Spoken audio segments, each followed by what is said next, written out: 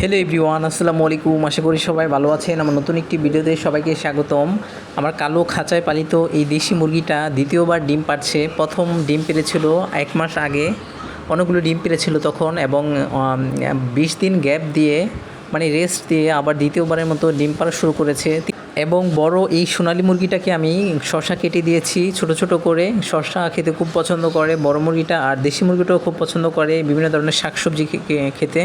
আমি মাঝে মাঝে কলমি শাক কেটে দিই মুরগিগুলোকে।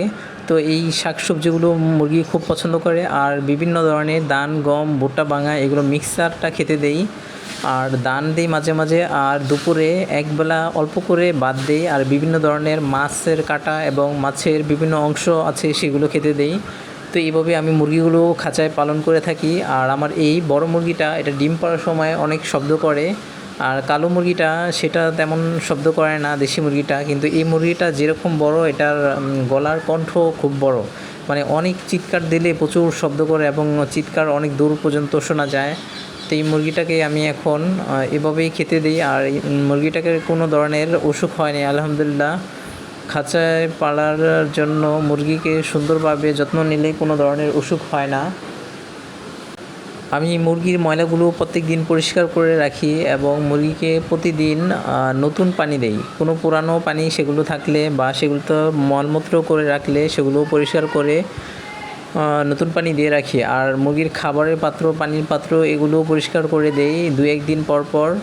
কোনো ধরনের ময়লা বা ব্যাকটেরিয়া থাকলে সেগুলো থেকে মুরগির বিভিন্ন ধরনের অসুখ হতে পারে, তার জন্য পরিষ্কার পরিচ্ছন্নভাবে মুরগি যদি পালন করে থাকেন তাহলে কোনো ধরনের অসুখ হবে না, এটা শিওর গ্যারান্টি। আর খুব যত্ন নিতে হবে, আর অল্প পরিমাণের মুরগি, তার জন্য খুব যত্ন নেওয়া হয়। তাছাড়া আমার মুরগির পাশাপাশি কবুতরও আছে কিছু। তো এইমাত্র মুরগিটা পায়খানা করে দিল। আমি নিচে মুরগিটাকে ফ্লোরের মধ্যে ছেড়েছিলাম, কারণ মুরগিটা ডিম পাড়ার জন্য অনেক শব্দ করছিল, আর এত পরিমাণ শব্দ করছিল যে খুবই বিরক্ত লাগছিল। তার জন্য আমি নিচে ফ্লোরে ছেড়ে দিলাম। আর ফ্লোরে রাখলে বেশি শব্দ করে না, কারণ এটা হাঁটাহাঁটি করে, আর নিচে পড়ে থাকা কিছু খাবার আছে সেগুলো হেঁটে হেঁটে খায়, তার জন্য তেমনটা শব্দ করে না। একটু আগে মুরগিটা মলমূত্র করে দিয়েছে, তার জন্য আমি পরিষ্কার করে ফেলবো। আর মুরগিটাকে একটু পর আমি খাঁচার মধ্যে রেখে দেবো, কারণ নিচে রাখলে আরেকটা সমস্যা হলো পায়খানা করে দেয় অনেক পরিমাণ, এটা খুবই বিরক্তিকর।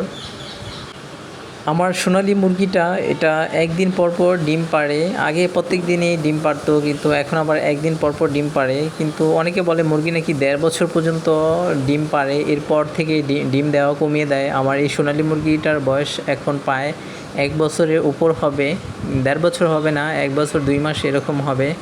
আর দেশি মুরগিটা এটার বয়স হবে 8 মাস। তো দেখি সোনালী মুরগিটা 1.5 বছর পর কী পরিমাণ ডিম দেয়। আর ইচ্ছে আছে সোনালী মুরগির ডিম থেকে বাচ্চা ফোটানো, সেটাও ফোটাবো কয়েক মাস গেলে। আরও খাঁচার মধ্যে একটা মোরগ কিনবো, অনেকে বলে এখন মোরগ কিনতে, কিন্তু এখন আমি একটু সমস্যার মধ্যে আছি, তার জন্য মোরগ কেনা যাবে না। আর মোরগ প্রচুর শব্দ করে, এটা হলো আরেক ধরনের সমস্যা। তো এখন আমি ডিমগুলো ফ্রিজে রেখে দেবো। আজকে মুরগি 2টা ডিম পেড়েছে, বড়টা একটা পেড়েছে আর ছোটোটা একটা পেড়েছে। এরকম 1 দিন পর পর এইগুলো এখন ডিম পাড়ে। আগে দেশি মুরগিটা একটা ডিম পাড়ার 4 থেকে 5 দিন পর অন্য একটা ডিম পাড়তো, কিন্তু এখন হলো 1 দিন পর পর ডিম পাড়ে। তো যাই হোক, ভালোই, এত গ্যাপ দেয় না, 1 দিন গ্যাপ দেয়, এটা খুবই অল্প পরিমাণ গ্যাপ।